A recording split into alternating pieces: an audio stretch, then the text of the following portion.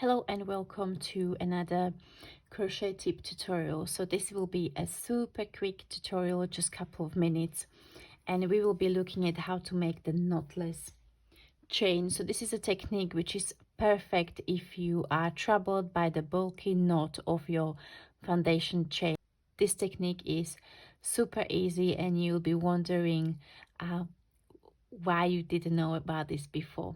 So we will take the short end and we'll make a loop like so. Okay, now this requires some good coordination.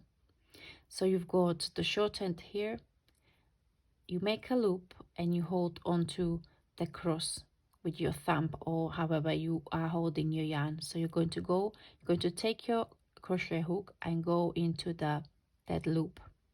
Okay, then you will yarn over, pull up a loop, you'll make a few more chains however you need. Okay, like so.